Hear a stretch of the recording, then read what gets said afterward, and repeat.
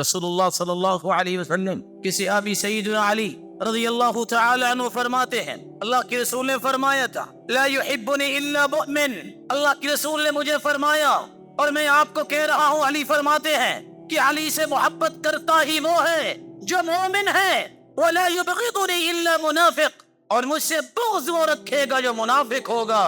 لا يبغضک الا منافق ولا يحبک الا مؤمن، علی تم سے محبت کرنے والا مومن ہوگا، تم سے بغض رکھنے والا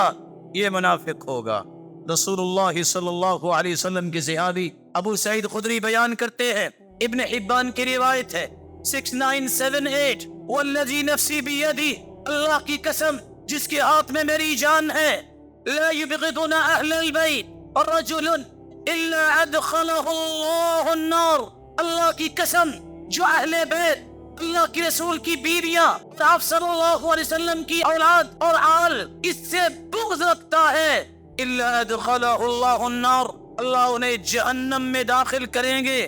رسول اللہ صلی اللہ علیہ وآلہ وسلم کے صحابی ابو ہریرہ رضی اللہ تعالی عنہ بھی بیان کرتے ہیں، رسول اللہ صلی اللہ علیہ وسلم کے حسن و حسین رضی اللہ تعالی عنہما کے متعلق آپ صلی اللہ علیہ وسلم سے جب سوال کیا گیا کہ آپ ان سے محبت کرتے ہیں، آپ نے فرمایا من احبہما فقد احبنی ومن ابغضہما فقد ابغضنی، جو حسن و حسین سے محبت کرتا ہے وہ مجھ سے محبت کرتا ہے، اور جو ان سے بغض رکھتا ہے وہ مجھ سے بغض رکھتا ہے۔